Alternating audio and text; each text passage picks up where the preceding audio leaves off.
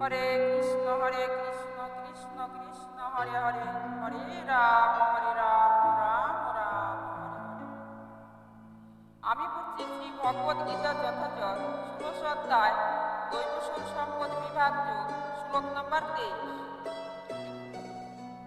যহ শাস্ত্র বিধিয়াম উৎসৃজ্যায় বর্ততে কাম কারণয় নয় সয় সিদ্ধিমম অনাবৃতম নয় সুখম পরাম। গীতার গান। শাস্ত্রবিধি পরিত্যাগে কাম আচরণ সিদ্ধি প্রাপ্তি নহে তাহে সুখগতি পর। অনুবাদ। যে শাস্ত্রবিধি পরিত্যাগ করে কামাচারে বর্তমান থাকে সে যেন সিদ্ধি সুখ অথবা পরাগতি লাভ করতে পারে। তাৎপর্য।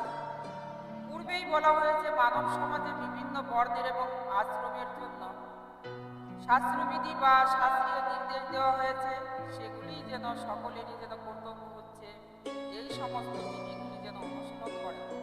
কেউ যদি সেই নির্দেশগুলি অনুসরণ না করে কাম ক্রোধ এবং লোভের বশবর্তী হয়ে নিজের খেয়াল মতো জীবনযাপন করতে থাকে তাহলে যেন সে কখনোই সিদ্ধি লাভ করতে পারবে না।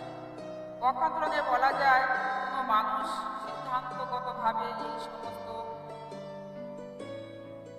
এই সমস্ত শাস্ত্র নির্দেশ সম্বন্ধে অবগত থাকতে পারে, কিন্তু সে যদি তার নিজের জীবনে সেগুলিকে আচরণ না করে তাহলে বুঝতে হবে যে সে একটি নরাধম। মানুষ শরীর প্রাপ্ত জীবের কাছে এটি যেন প্রত্যাশা করা হয় যে সে সুস্থ এবং মস্তিষ্ক সম্পন্ন জীবনের সর্বোচ্চ স্তরে উন্নত হওয়ার জন্য শাস্ত্র নির্দেশগুলি যেন অনুসরণ করে। সে যদি তা না করে তাহলে তার যেন অধঃপতন অবশ্যই স্থাপিত। কিন্তু সমস্ত বিধি নির্দেশ যেন নিষেধ ও বৈদিক আচার অনুষ্ঠান করেও সে যে যদি ভগবত তত্ত্ব উপলব্ধি স্তরে উন্নত না হয় তাহলে সে বুঝতে হবে সে আর তার সমস্ত জ্ঞানী ব্যর্থ হয়েছে। আর এখন কি ভগবানের অস্তিত্বকে স্বীকার করেও যদি সে ভগবানের সেবায় নিজেকে নিযুক্ত না করে তবে বুঝতে হবে তার যেন প্রচেষ্টা ব্যর্থ। তাই ধীরে ধীরে যেন কৃষ্ণ ভাবান্বিত এবং ভগবত ভক্তির স্তরে উন্নতি হতে হবে। তখনই কেবল যেন সিদ্ধির সর্বোচ্চ স্তরে যেন অধিষ্ঠিত হওয়া যায়, এছাড়া আর কোনো উপায় যেন তা সম্ভব নয়। কামকারত্ব কথাটি অত্যন্ত গুরুত্বপূর্ণ। জ্ঞান ছাড়া যেন মানুষ শাস্ত্রবিধি লঙ্ঘন করে কাম আচরণ করে, সেই আচরণগুলি যেন নিষিদ্ধ জেনেও যদি তা যেন আচরণ করা হয় তাহলে যেন তাকে বলা হয় যেন খেয়াল খুশিমতো আচরণ করা। সে জানে যে সেগুলি যেন অনুশীলন করা উচিত নয়, কিন্তু তবু সে তা করে এবং তাই তাকে বলা হয় যেন খামখেয়ালি। এই সমস্ত মানুষদের পরিণতি হচ্ছে যে তারা যেন ভগবানের দ্বারা বর্ণিত হয়। মানব জীবনের সে যেন চরম সিদ্ধি তা যেন তারা কখনোই লাভ করতে পারে না। মানব জীবনের যেন বিশেষ করে উদ্দেশ্য হচ্ছে জীবনকে পবিত্র করা, এবং যার দ্বারা যেন শাস্ত্রবিধির অনুসরণ করে না এবং আচরণ করে না তারা যেন কখনোই পবিত্র হতে পারে না এবং তারা যথার্থ যেন শান্তি লাভ করতে পারে না। শ্লোক নম্বর 24। তস্মতায়ম শাস্ত্রময় প্রণায়াম তে কার্যয়ম অকার্যয়ম ব্যবস্থিতাহত জ্ঞানাত্ময়ম শাস্ত্র বিধান উত্তম কর্ময় কৃতয়ম অবর্ষি। গীতার গান। অতএব শাস্ত্রবিধি কার্যের প্রমাণ জানি শাস্ত্র বিধি করো কার্য সমাধান। অনুবাদ। অতএব কর্তব্য এবং অকর্তব্য নির্ধারণে শাস্ত্রই তোমার প্রমাণ। অতএব শাস্ত্রীয় বিধানে কথিত হয়েছে যে কর্ম তা জেনে তুমি সেই কর্ম করতে যোগ্য হও। তাৎপর্য।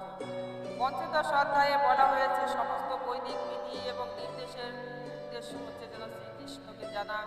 কেউ যদি ভগবত গীতার মাধ্যমে শ্রীকৃষ্ণকে জানতে পেরে কৃষ্ণ ভাবনার অমূল্যময় স্তরে প্রতিষ্ঠিত হয়ে ভগবানের সেবায় নিযুক্ত হন তখন তিনি যেন বৈদিক শাস্ত্র প্রদত্ত জ্ঞানের চরম সিদ্ধির স্তরে উপনীত হয়েছেন। শ্রী চৈতন্য মহাপ্রভু এই যে পন্থাকে অত্যন্ত সরল করে দিয়ে গিয়েছেন, তিনি মানুষকে কেবল যেন হরে কৃষ্ণ কৃষ্ণ কৃষ্ণ হরে হরে, হরে রাম রাম রাম হরে হরে, এই যে মহামন্ত্র কীর্তন করতে, ভক্তিযুক্ত ভগবত সেবায় নিযুক্ত হতে এবং ভগবত প্রসাদ গ্রহণ করতে নির্দেশ দিয়ে গেছেন। যিনি এইভাবে যেন ভক্তিমূলক কর্মধারায় পূর্ণাঙ্গভাবে আত্মনিয়োগ করেছেন, তিনি সমস্ত বৈদিক শাস্ত্রাদি অনুসরণ করেছেন বলেই তিনি বুঝতে হবে তিনি যেন সঠিকভাবে বৈদিক সিদ্ধান্ত উপনীত হয়েছেন। অবশ্যই যারা যেন কৃষ্ণ ভাবনার অমৃতময় স্তরে অধিষ্ঠিত হয়ে ভগবানের সেবায় যুক্ত হতে পারেননি, তাদের পক্ষে বৈদিক শাস্ত্রের নির্দেশ অনুসারে কর্তব্য বিচার করে যেন কর্ম করা উচিত। কোন রকম কর্ম না করে যেন বৈদিক নির্দেশ অনুসারে কর্ম করে যাওয়া উচিত, তাকেই বলা হয় শাস্ত্রবিধির আচরণ করা। শাস্ত্র হচ্ছে যেন চারটি ত্রুটি থেকে যেন মুক্ত এবং বদ্ধ জীবের যে চারটি ত্রুটি আছে সেগুলি হচ্ছে ভ্রম, প্রমাদ এবং বিপ্রবিশ্যা এবং করুণা পাঠক।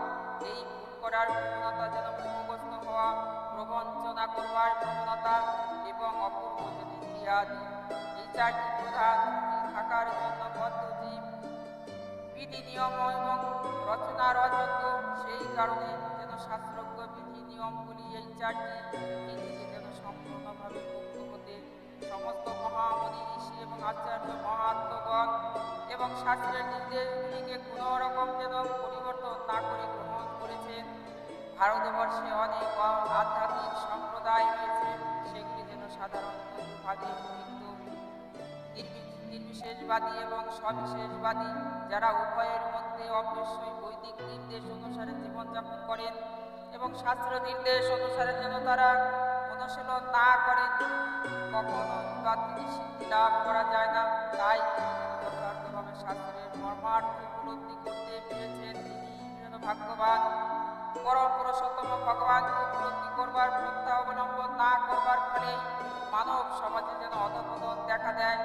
মানব জীবনে সেটি হচ্ছে যেন সবচাইতে গর্বিত এবং গ্রহিত অপরাধ। এই ভগবানের বহিরঙ্গা শক্তি মায়া সর্বদাই যেন আমাদের পিতা দিয়ে চলেছে। তাই বহিরঙ্গা শক্তি জরা প্রকৃতি গুণের দ্বারা গঠিত পরমেশ্বর ভগবান উপলব্ধি করতে হলে অত্যন্ত যেন সদ্গুণে অধিষ্ঠিত হতে হবে। সদ্গুণের স্তরে উন্নতি হতে না পারলে মানুষ রজ এবং তমগুণের স্তরে থেকে যায়, যা যেন আসক্তির জীবনের কারণ। যারা রজ এবং তমগুণে আচ্ছন্ন হয়ে আছে তারা যেন শাস্ত্রকে অবজ্ঞা করে, সাধুদের অবজ্ঞা করে এবং পরম পুরুষোত্তম ভগবানকে যথাযথভাবে উপলব্ধি করতে অবজ্ঞা করে। তারা সৎগুলোকে যেন অমান্য করে এবং তারা যেন শাস্ত্রের নির্দেশের কোনো রকম যেন পরোয়া করে না। ভগবত ভক্তির মাহাত্ম্য শ্রবণ করা সত্ত্বেও তারা তার প্রতি যেন আকৃষ্ট হন না। এইভাবেই তারা নিজেদের মন করা যেন উন্নতির পন্থা আবিষ্কার করে। এগুলি মানব সমাজের কতগুলি ত্রুটি, যা মানুষকে আশ্বরিক জীবনের পথে পরিচালিত করে। কিন্তু সে যদি সদ্গুণের দ্বারা পরিচালিত হয়, যথার্থ মঙ্গলের পথ অবলম্বন করে, যথার্থ স্তরে যেন উন্নতি হতে পারে, তাহলেই তার জীবন সার্থক হয়। ভক্তি বেদান্ত কহে শ্রী গীতার গান, শুনে যদি শুদ্ধ ভক্ত কৃষ্ণগত প্রাণ। ইতি দৈব এবং আসরিক প্রকৃতিগুলির যেন পরিচয় বিষয়ক দৈব সুর সম্পদ বিভাগ যোগ নামক যেন শ্রী ভগবদ গীতার ১৬ অধ্যায়ের যেন ভক্তি বেদান্ত তাৎপর্য সমাপ্ত হল। হরে কৃষ্ণ কৃষ্ণ কৃষ্ণ হরে হরে, হরে রাম রাম রাম হরে হরে। জয় রাধে গোবিন্দ হরে